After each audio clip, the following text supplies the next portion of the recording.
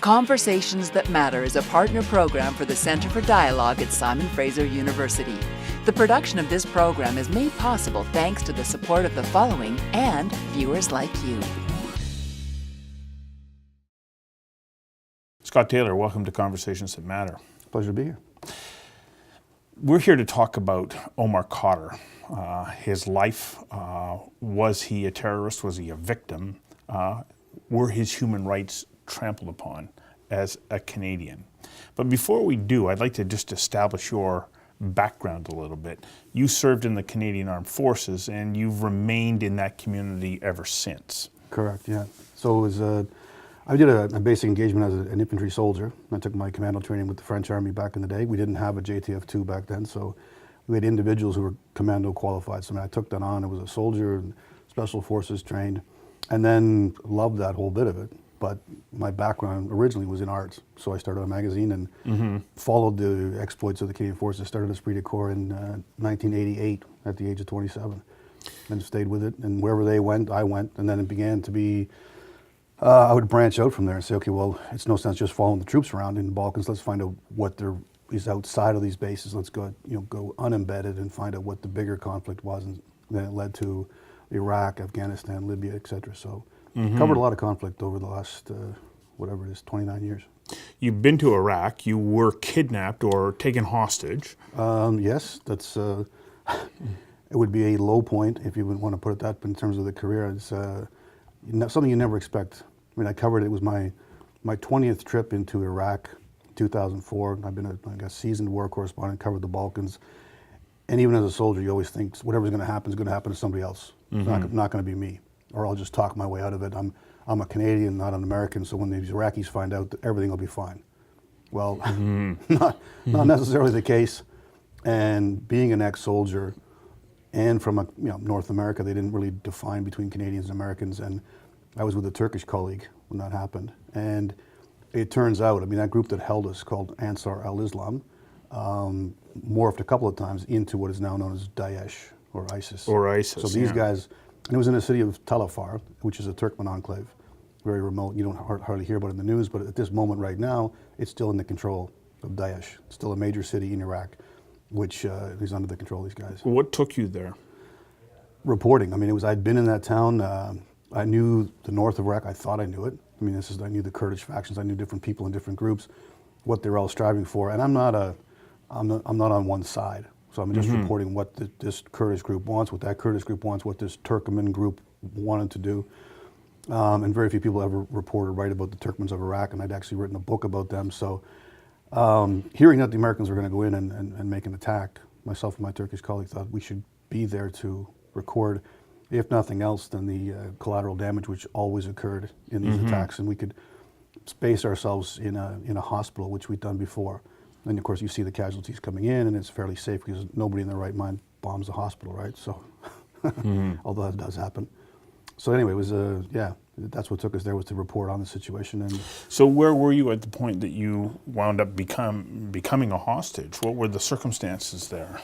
We arrived on the edge of this town and thought, okay, well, the American offensive is about to begin, but it looks like it's still under the control of the Iraqi, U.S.-paid Iraqi police, the official police force. And it was at their checkpoint that we were told to get into a car with some masked gunmen, which we assumed were some sort of special forces unit. Our own JTF-2 wear ski masks, and so we thought this is, the policeman is putting us, the police, it wasn't one man, it was a checkpoint. You didn't realize that they were a hostile group. They were being very friendly. Yeah. And we had a contact from the hospital that I'd met earlier, and that was the intention, was to go and meet with him, get approval, and let him know. Everyone knew the attack was coming. And then it turned out we were in with these guys, and they in fact held the town. There was like 1,500 of them. They held the entire city. The Americans had never admitted that. That might have been good information to have prior to. And it's changed hands several times, but at the moment, it's still in the hands of these guys. So very fanatical bunch. And they came under attack from the Americans while we were there. That's the other part of the story. We were held by the group under attack from the Americans, who, in later conversations I had with the American commanders, had no idea that there was hostages. We were not being used as human shields for the ammo dump, even though we were on the ammo dump. They didn't know where we were or who we were, so there was no no change in plans. So it becomes clear to you that this is no longer a friendly environment. How are you treated? I was beaten repeatedly, and each time we were handed over to a different group. I think there was 6 occasions in the 5 days where I was to be executed. Either it was going to be suddenly, they would take me out and shoot me, and that was the orders, and then it would be stood down. There was one day where I was sentenced to be beheaded. They had dug the grave, and then myself and another colleague were to be executed at sunset. And the sun was going down, and then this other group came in, and the whole thing was called off. But I mean, that was probably the longest walk I ever took when they were bringing us to the edge of that pit, and unexpectedly saved. And it wasn't a mind game at all. I mean, these guys were literally saying, "You can't kill this guy. He's our hostage. You don't have the jurisdiction. We're going to kill him." So, it's not like they were trying to save your life for any other purpose. It's that they wanted to kill you. Proprietorship, yeah. And it was just the guy, they found some other guy had come in, and whether they were absent, and he was going to execute me. And then he came back and said, "Hey, hold your horses. He's our guy, and he's got to go see the emir first, and this has got to happen." So it was sort of a Daesh's version of bureaucracy. You can't kill him. He's not in your department. He's not your waiter, sort of thing. So it came down to that. So it saved my life. But okay, I'm trying to imagine what it would be like to go through that psychologically and emotionally. Well, once my Turkish colleague was released, she was allowed to go, and I was told I'm to be executed. And I realized that on the calendar, it's now September 11th. 2004. It's the anniversary of, and I'm in an Al-Qaeda affiliated. I mean, there's no way I'm getting out of here. So what made it actually easier was knowing you're going to die. Not thinking you might, but knowing you're going to die. Then you can retain your own self-respect. So someone says to you, "If you don't eat this dog crap, I'm going to kill you. But if you do, you might live. You'll probably eat the dog crap. But if he says, eat the dog crap, and then I'm going to kill you, you're not going to eat the dog crap." Because the end, there's no longer a threat beyond what they're offering. So that was what made it, actually in the final hours, whatever, that's what made it easier, I guess. Not thinking you might, but knowing you're going to. And then you just come to terms with it, and it's just... But it didn't happen. Thankfully, you're sitting here. Yeah. What were the things that came together that ultimately led to your release? Once my Turkish colleague was released, and it was a good day and a half, but she was out, and then they knew where we were. So Turkish intelligence had been looking for her in particular. Her father was well connected, and they were looking for her, but we were together. So of course, then when they find her, then they know where I am, and that's when the negotiations began. And to be honest, I mean, we'd both been tortured, myself and her, and she had seen the bloodstains where they dragged me out, and she was told that I was dead. And she had no reason to not believe that. She'd heard the screams, and she'd heard everything else, and then there was silence, and so she thought they were negotiating for my body, for the sake of my family. And then suddenly the word came back and said, "No, he's scheduled for execution. He's not dead yet. He's still chained to a bed somewhere in Tel Afar." Or actually, I was in Mosul at that point. So yeah, then it was they were able to convince these guys that in fact I wasn't a spy. I was a journalist. So. The reason that I want to establish your experience is because if anybody in Canada has a reason to say, I'm angry at those people, and I'm angry with anybody who has any attachment whatsoever, I think you have a legitimate case. I've tried to make that case sometimes to people that think I should be taking a harder line on Khadr, and I'm like, look, if no one here has been tortured and survived, I have. I mean, I suffered the brutality of those guys, and there is differences between them. I mean, there was the fanatics who would come in and they would take charge, and then there was the guys that they would screw up, or then you'd cover for them, or whatever happened, and they would sneak you a drink of water, or they would sneak you a cigarette. Even though I don't smoke, it was a gesture you didn't refuse. It was one of those things where the guys made an effort to come and say, okay. Right. They could see the human in me. They would see that was, this guy's just... They embraced our common humanity. Yeah, and that was where you realized that, okay, they're not all the same. Right. And yet, obviously, there were fanatics that even I wouldn't say even, but my Turkish colleague, who's a Muslim, couldn't understand the woman in one case was a mother. And one of her young boys, I think he was 15, had been killed, and the older brother was alive. And she was beseeching him to get out into the fight to join his brother in heaven. Wow. This is the thing, and it's a similar case where the emir, the leader of this group that was holding us, the initial leader, had promised us we'd be released once they won the fight, which they weren't going to win the fight. So he gets killed, and then we end up in a car traveling in this. When they're escaping from the Americans, we get piled into this convoy, and we're pushed out. But it's just sheer fluke or fate. It turns out it's the brother of the emir who knew about the promise to set us free. So as soon as I hear he's the brother, obviously I'm a Canadian. I said, "Sorry for your loss. Your brother was killed." And this guy's looking at me like, "What are you talking about?" Like, my brother was a mujahideen. He died in battle. He's a martyr. Like, he just won the Super Bowl. Yeah. And then there's this guy saying, "Listen, I'm sorry about your brother." It's like, what do you mean? He just Right. he's the MVP of the Super Bowl, and you're telling me you're sorry. And that's where you realize, okay, we have a distinct cultural divide, because that would be something, if your brother was killed in combat, you'd be automatically saying, okay, Yeah. condolences, right? You write a blog or a column at the time that Mr. Khadr negotiated a settlement with the government of Canada, and you say that he was a victim and not a terrorist.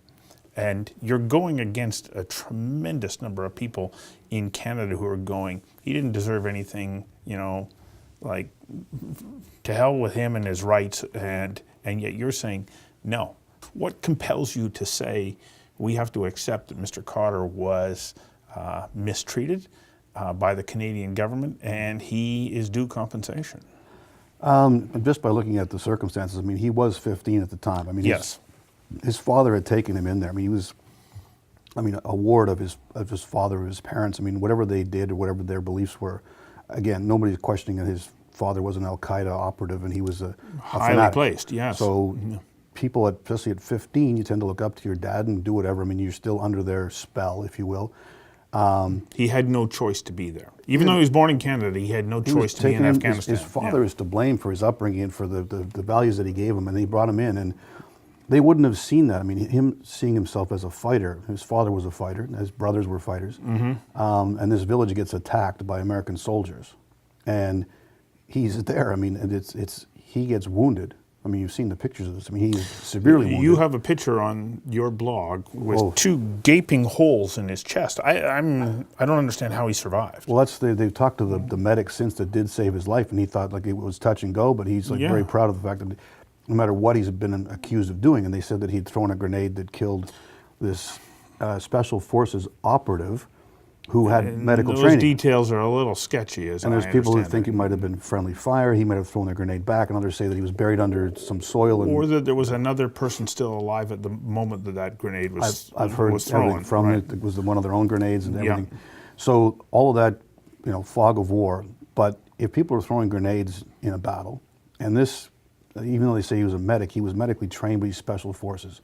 So those guys, I mean, when you have a special forces brick of 4 guys, one is a communication specialist, one is a medical specialist, one is a sniper perhaps, one is... So he would have that specialty, but he wasn't per se, he was operating as a combat soldier that day. Even the medic that did come along and saved Khadr has said that. Yeah. Trained soldiers, professional soldiers in a battle, how can you call that murder?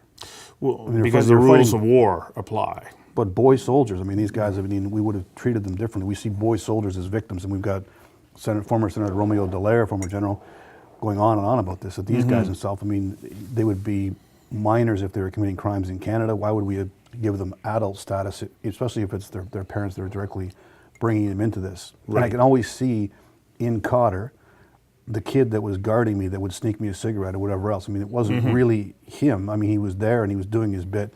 Peer pressure, parental pressure, whatever it is. I mean, we all have that. I've heard a few people say, well, he had a choice. He could have been a conscientious objector. And I think, well, hang on a second. I knew people who were conscientious objectors during the Vietnam War in the United States where your civil rights were completely different than they are here. And if you didn't sign up and go to war, you went to prison. Yeah. So if you can't do it in the United States, how could you do it in Afghanistan in a radicalized environment? And we didn't blame the Hitler Youth, the German Hitler Youth that were used in the final days, 12 to 15-year-old boys who were out fighting in the streets of Berlin. The crime then was put on the officials that sent them out.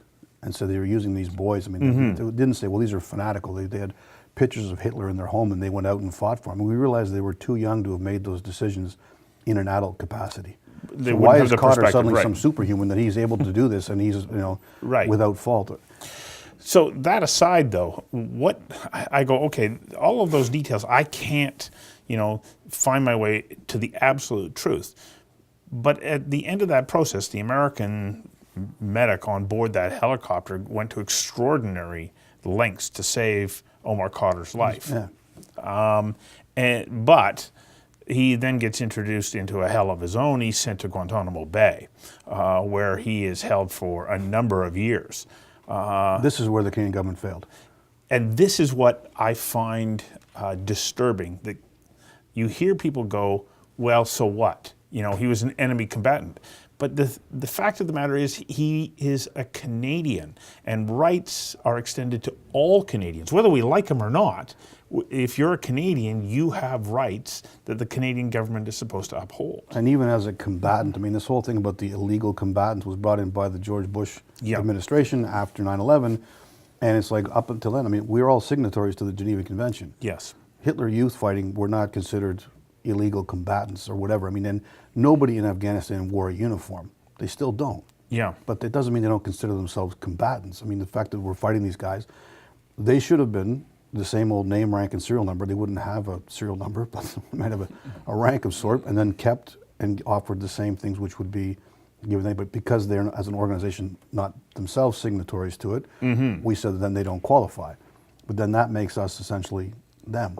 And that's the problem, is that if we throw away our own rules, then we are no longer having the moral high ground. And that's what happened with this young Omar Khadr. I mean, he was taken in, and then we had repeated occasions where his own Marine JAG would come to Canada to plead with the Harper government to ask for his release or his extradition back to Canada. Because similar prisoners were taken back to, I think it was Britain and Australia. And they kept on falling on deaf ears. But this is a guy, not some left-wing peace activist. This is a guy who's in a uniform in the States saying this guy, his client, Khadr, cannot get a fair trial. And he's not allowed. And then when they had, of course... The JAG, of course, is the American... Judge Advocate General, sorry, JAG. Right. I think everyone watches the TV show. But the Judge Advocate General, so the legal... Who is assigned to represent Omar Khadr when he goes to trial. Saying his own system can't give this man a fair trial. You, as the Canadian government, need to get him out. Otherwise, his rights are being violated. And this is them coming up. So again, not some left-wing peace activist. This guy is in uniform. You remember the old, you can't handle the truth. Those guys. I mean, he's in there looking for justice. And they eventually had to sign the confession of murder, which otherwise he wasn't getting out of there. So, I mean, he was tortured, which he was. I mean, yes. People say, oh, positional torture is not torture. I've had positional torture. Excruciating. I mean, anybody says that it's not the same. I was tortured and had positional torture. And they're, equally painful. And it's one of those things where do I sign? I you can want force this a to confession. stop. Believe me. So they got that out of him, and now they're of course contesting that. And then you've got the widow of the man who was killed, looking for, I forget the exact amount, 120. Yeah, it's an extraordinary amount of money. Millions. Yeah. And you say that, well, and they were granted that, they were awarded that in a court, which was uncontested because Omar Khadr wasn't represented. Yeah. So you just say, well, if this man killed your husband, then you're entitled to 30-something, whatever is $1 million. And it's like, well, okay, well then why wouldn't a Canadian soldier killed in same circumstances be awarded that same amount? Who is it? I mean, why is he worth that much more? Special Forces operative, she would have been given some compensation. But there's no way that Omar Khadr sat up at night plotting the murder of a man he'd never met, that in a firefight was killed by a grenade, which is an area weapon. It's not even a targeted weapon. It's not a pistol or a rifle. But the essential point here is that the governments of Jean Chrétien and Stephen Harper chose to turn their back on a Canadian citizen. And I think this is where, if we say we're going to stand on the moral high ground and stand up for the values that we believe in, our government can't do that. It can't do it to somebody just because they don't like them. Or they're afraid of the Americans. Right. And at the time, I think the Chrétien government was this whole immediate post-9/11 thing where America was like wounded and out looking to reestablish itself. And that was not the moment perhaps to say, you know what, we don't buy into your illegal combatant crap. I mean, that doesn't exist. He's our guy, release him. There was no oomph on that. But as it went further along and people began to question it, and you had Barack Obama saying we're going to eliminate Guantanamo Bay, and people were questioning all this stuff, and the JAG officer flying to Ottawa saying you need to get your guy out. Right. then you start to say, well, why weren't we doing more for this kid? He's So- no longer a kid, by the way. No, he's now 30 years of age. Yeah. And he spent his entire life in turmoil. Would be an understatement. Well, I think it was the medic that saved him that said it best when people were questioning the amount of the settlement. And I don't know what you'd ever compensate for that man, what he's been through, and for what I mean, how do you put a dollar figure on that? But the guy said, well, who would voluntarily go through what he went through for that amount of money? The answer is zero. Right. So it's like, so it really isn't overcompensation if you would gladly jump at the chance to give up your youth, be tortured, live in Guantanamo Bay, and then at the end of the day you're going to walk out, having forfeit your youth and be given $10.5 million. Well, I hope that $10.5 million serves as a reminder to anybody else in government who chooses not to respect the rights of Canadian citizens. Because if you pick and choose a right, then it's not a right. Well, I mean, other people have questioned also why it is that we're paying this money when in fact the people that did him the injustice are the Americans. And no one's even daring to say that it should be them compensating him for his lost youth. But us failing to bring him back was a failure of our government, yeah. That's, I think, another avenue that Mr. Khadr may have a right to pursue, but that is not the Canadian government's responsibility. The Canadian government's responsibility was to ensure that he was given fair access to justice and representation, and they failed to come to his assistance. And this, I think, is the message. Where it does speak volumes when the Canadian government is saying mea culpa and they're giving $10.5 million to Khadr for not saving him from the Americans. Yeah. And what are the Americans guilty of? If just not saving him is worth this much compensation, then you got to say to yourself, well, how bad was it? Well, I hope that this doesn't happen to another Canadian. Mr. Taylor, thank you very much for coming in and being part of Conversations That Matter. My pleasure.